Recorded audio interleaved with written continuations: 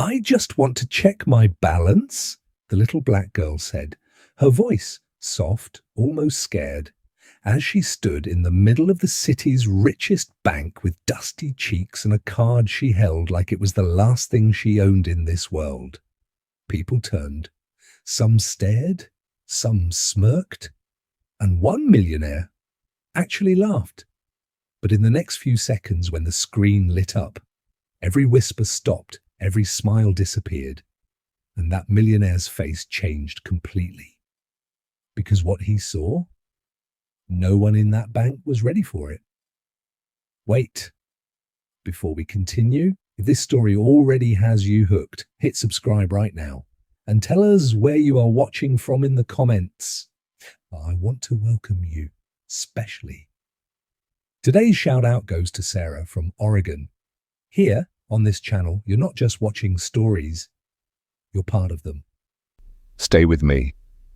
Every story is bigger than the last, and I want you to be here. When the next twist drops, the morning sun glittered against the glass towers of the city's financial district, but the warmth never reached the ground. Down where the shadows stretched long and the air smelled like cold metal and car exhaust, a little girl walked alone. Her clothes were dusty, her cheeks streaked from dried tears, and her small fingers clutched a worn-out white bank card like it was the last piece of her mother she had left on earth. Her name was Aria Nolan. She was only 9 years old, and today she looked like she carried the weight of someone who had lived a lifetime already. The enormous doors of Grand Crest Bank rose in front of her like gates to a world that didn't want her. People in suits swept inside with polished shoes and expensive watches that gleamed. Cars parked outside beeped softly. Luxury cars, cars that cost more than anything Aria had seen up close in her life. She hesitated. The card trembled between her fingers. Her mother's voice echoed faintly in her mind, as if carried on the breeze. "Aria, keep this safe. One day it will matter. One day it will help you." Aria had kept it for years, but she never understood why until now. Now, when she was tired, hungry, and completely alone. Taking a shaky breath, she pushed the bank doors open. Warm golden light flooded her instantly. Tall marble columns stretched upward, and the polished floors were so shiny she could see her reflection.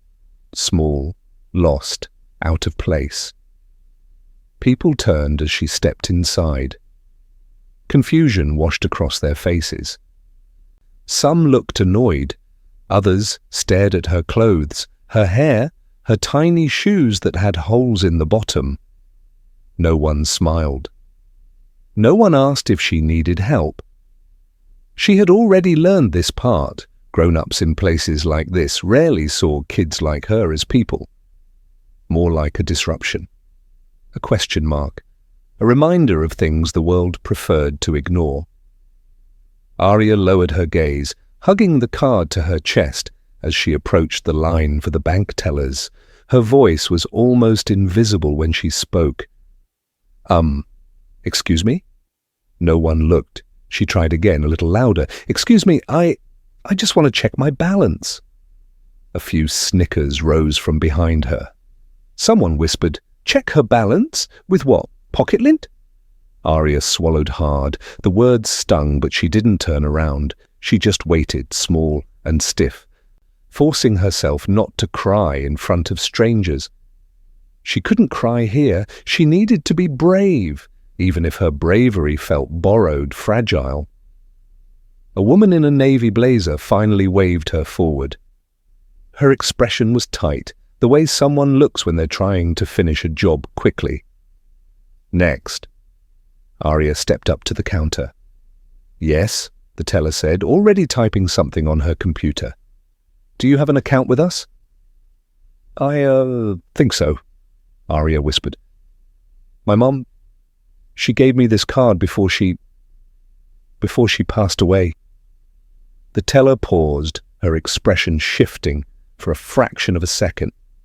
sympathy maybe, before she straightened her shoulders again. "And you want to check your balance?" Arya nodded. The teller sighed and held out her hand. "All right. Let me see the card." As Arya reached out with the white card, a deep, rich laugh rolled through the bank lobby from behind her. Confident, loud, the kind of laugh that belonged to someone who believed the world shaped itself around him. Several heads turned. A few employees straightened their suits automatically. Arya didn't turn around, but she didn't need to. The entire bank seemed to shift around one man, Maxwell Grant, one of the wealthiest investment magnates in the city, owner of multiple firms, regularly on magazine covers, the kind of man who didn't walk. He arrived, tall, sharply dressed, with rings that sparkled when he moved his hands. A glass of something expensive swirled in his fingers. And right now, he was staring directly at Arya. "At least she has ambition," Maxwell chuckled in a mocking tone. "Checking her balance at Grandcrest Bank? That's adorable." The employees laughed politely, not because the joke was funny, but because Maxwell Grant was the type of man people laughed with, even when they didn't want to. Arya's fingers curled tighter around the edge of the counter. Her throat closed, her ears burned, but she didn't speak. She had nothing to say to a man like that. The teller cleared her throat, now noticeably more tense. "Sir, please—" "Oh, relax," Maxwell said, waving a hand casually. "I'm just having a bit of fun. I mean, really, what is she expecting? A few dollars? Maybe enough for a sandwich?" Another low laugh. Arya bit her lip so hard she tasted blood. She stared down at her worn-out shoes, fighting the urge to run out of the bank and disappear into the street. But she couldn't. She needed to know. She needed to know if the only thing her mother left her had been nothing, or something. The teller gently took the card from Arya and slid it through the machine.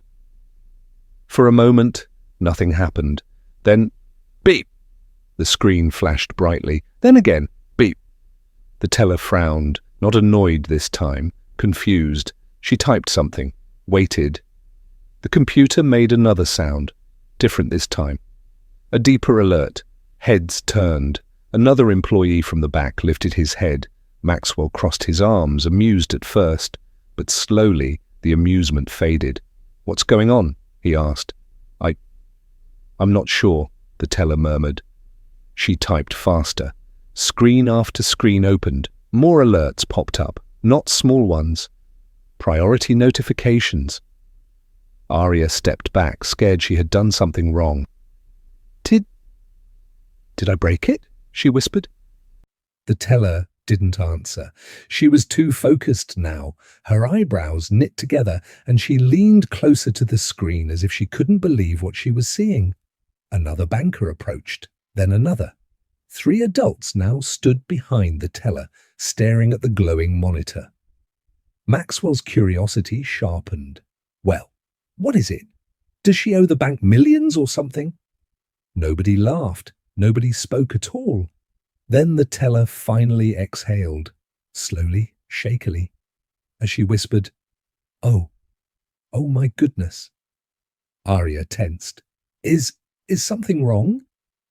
The teller didn't answer the question directly. Instead, she turned to one of the higher-ranking bank managers.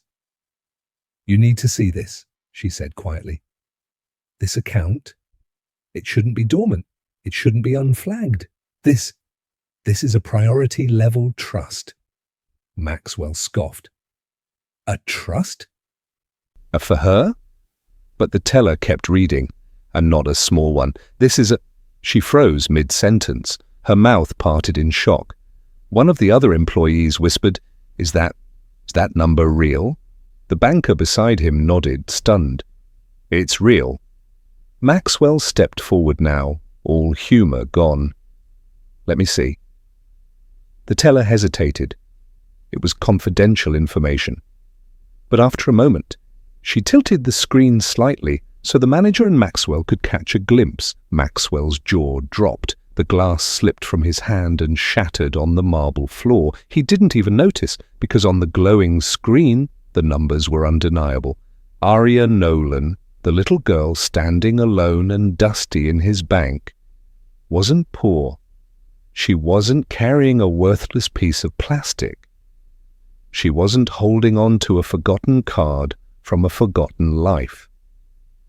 She was the sole beneficiary of a massive inheritance her mother had hidden away to protect her.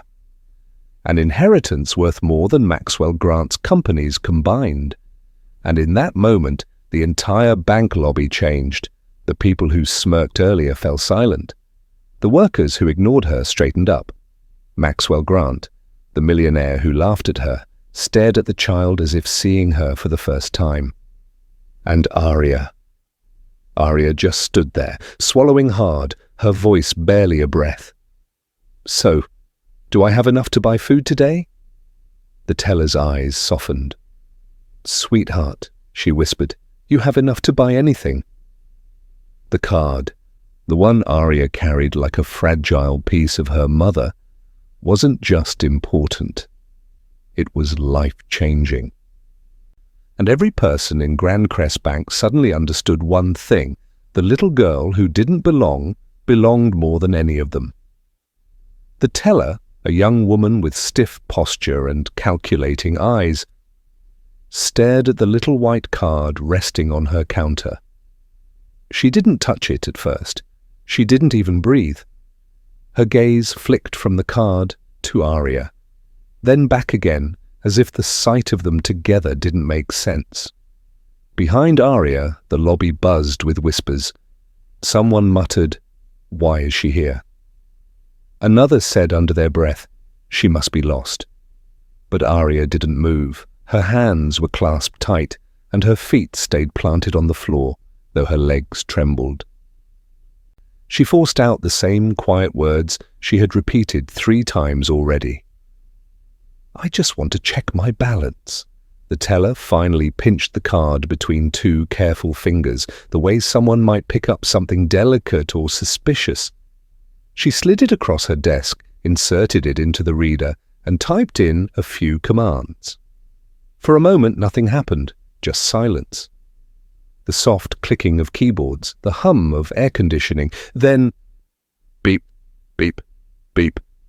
3 sharp system alerts flashed across her screen. The teller's eyes widened. Another alert blinked, then another. Rows of notifications lined up like a cascade of digital dominoes. Something was wrong, or rather, something was far too right. The teller leaned forward, her jaw dropping by an inch more with every new window that appeared. A man from the next cubicle peeked at her screen. "Is that?" he whispered. She didn't answer. Her throat bobbed as she swallowed. A supervisor walked over, frowning. "What's the issue? Why is that terminal receiving—" He froze mid-sentence when he saw the screen. Even from a distance, Aria could hear his breath catch. Behind her, a familiar laugh echoed. The smooth, confident, wealthy laugh of Maxwell Grant, the millionaire who found her presence amusing. "Oh, don't tell me," Maxwell said, strolling forward with his hands tucked casually in his coat pockets. "The computer can't process her $8 balance. Or maybe there's a 50-cent overdraft fee causing all this drama." A few people chuckled, but it died quickly when the teller turned sharply toward Maxwell. "Sir, please step back." Her voice held something Aria had never heard in a bank worker's tone before. Fear. Maxwell raised an eyebrow. "Fear over what?" The teller didn't answer. She simply turned back to the screen. The supervisor leaned closer, muttering under his breath, "This can't be right. This account, why is this number so... Aria's stomach twisted. She dared to ask, "Is something wrong?" The supervisor blinked, then looked at her with a softness that hadn't existed a minute ago. "No, sweetheart," he said, voice trembling. "Nothing is wrong." He pressed a key.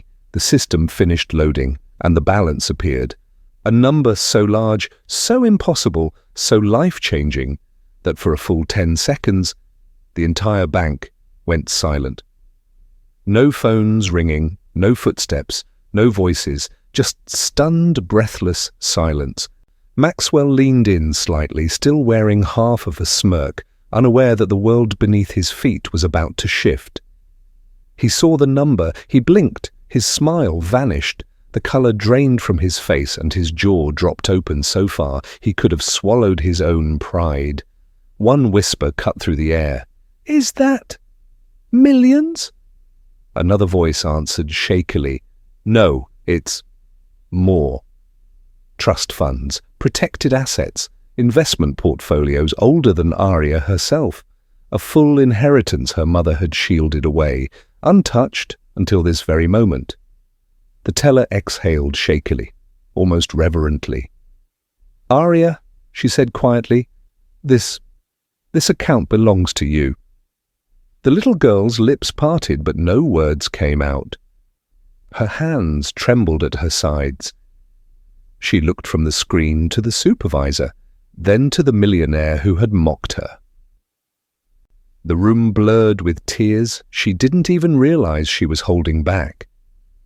I don't understand," Arya whispered. "My mum, she didn't have money." The supervisor shook his head. "She had more than money. She had investments, assets, plans she kept in your name, plans to protect you." He stepped back respectfully, as if addressing someone important, someone powerful, someone wealthy. Maxwell swallowed hard, trying to regain his composure, but he couldn't stop staring at Arya. Not with pity now, but with shock. And something closer to guilt, because in one instant, the little dusty girl he laughed at had become the wealthiest person in the room. Arya pressed her hand to her chest, emotions crashing over her like a wave, confusion, fear, hope, relief, all tangled together. She had walked into the bank expecting nothing, and instead she had discovered everything. The whispers spread like wildfire. "Did you see that number? She's a millionaire." "No, more than a millionaire." "How did a child get that kind of money?" "Someone called corporate. This is huge." Every employee now looked at Arya differently, respectfully, carefully, almost reverently. And Maxwell? He took one slow step back, eyes locked on the girl he had just mocked. He opened his mouth, but nothing came out. For the first time in a long time, Maxwell Grant, the man who laughed at the world, was completely silent. Maxwell Grant finally stepped forward, his usual arrogance replaced by something unfamiliar: humility. The laughter that had once echoed through the bank lobby was gone, replaced by a quiet tension that made even the employees stop mid-motion. He looked at Arya Nolan, dusty, fragile, and wide-eyed, and for the first time he saw her not as a curious spectacle, not as a child to mock, but as someone who had endured more than most adults he knew, someone who had survived on courage alone. You really are the owner of this account?" he asked carefully, almost afraid to speak too loudly. Arya nodded slowly, still gripping her little card like it was a talisman. She didn't fully understand what it all meant. She only knew that the room was filled with whispers, staring eyes, and the kind of tension that made the air feel heavy. Maxwell exhaled deeply, running a hand over his face. I misjudged you," he admitted, his voice softer than Arya had ever heard from a grown man, especially one like him. "And I want to help, not because of this money, but because you're alone here." The bank staff quickly began murmuring suggestions: a guardian, a financial manager, legal paperwork, trustees, protocols, everything necessary to ensure the young girl's inheritance was safe. And Maxwell nodded to each recommendation, signaling he would personally make sure that every detail was handled. His usual empire of power suddenly felt secondary to this small, dusty child standing in front of him. Arya listened as the teller and supervisors explained what her mother had left her. How a kind-hearted entrepreneur, a friend of her mother, had created the trust fund years ago. How it had grown quietly, safely, like a secret garden just waiting for Arya to be ready. How her mother had sacrificed, saved, and planned, all in secret. All to protect her from a world that could be cruel. Her lips trembled. She blinked back tears, barely holding herself together. She had expected nothing, and now she had everything. Maxwell crouched down slightly to meet her eyes. "I'll make sure you have someone to guide you. Someone who knows how to handle this. Someone you can trust." Arya nodded, swallowing. "Thank you," she whispered. And for the first time in her life, she didn't feel small, she didn't feel invisible, she felt seen, she felt safe. He straightened again, and in a quiet voice, almost to himself, Maxwell said, "It's funny how one small moment, one tiny choice can change everything. One moment of truth and the world shifts." Arya looked up at him, not fully understanding the weight of his words, but she felt their truth anyway. The bank staff backed away respectfully, allowing Maxwell to help Arya gather her things. He even offered her a small snack from the bank cafe, something she had not eaten in days, and waited patiently while she slowly finished it. Finally, the formalities complete, Arya took a deep breath. She held the card, her mother's legacy, against her chest. She stepped through the glass doors of Grand Crest Bank, blinking against the bright sunlight. The city that had felt cold, judgmental, and overwhelming now seemed different. The shadows that had once pressed against her small body felt lighter. The air smelled sweeter, fresher, like a world that had finally opened a door for her. Arya walked forward slowly, each step lighter than the last. She wasn't the same girl who had walked in trembling moments ago. She wasn't the girl who had carried hunger and fear like invisible chains. She was the girl who had walked in with nothing and walked out with her future restored. And Maxwell Grant, watching her leave, finally allowed himself to reflect.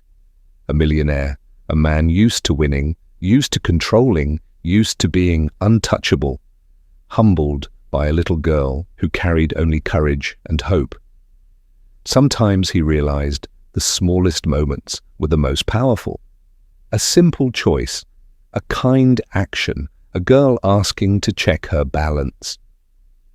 He turned back to the lobby, now buzzing with whispers about what had just happened. And for the first time in years, Maxwell smiled. Not the self-assured, knowing smile he wore for clients and media, but a quiet, reflective smile. Because in a world so often ruled by power, wealth, and ego, he had learned something far more important. Kindness matters. Second chances matter, and even the smallest act, even a timid little girl walking into a bank, can change everything. Arya Nolan disappeared into the bustling city streets, her steps carrying hope, security, and the promise of a life her mother had dreamed for her. And somewhere, Maxwell Grant continued to watch, forever changed by the moment a little girl showed him the true measure of courage and heart. Thank you for watching this story to the end. If you enjoyed this story, you will surely love the next one. It's as crazier and more intriguing as you can ever imagine. So do check it out. Click on the image showing on your screen right now to watch the next one.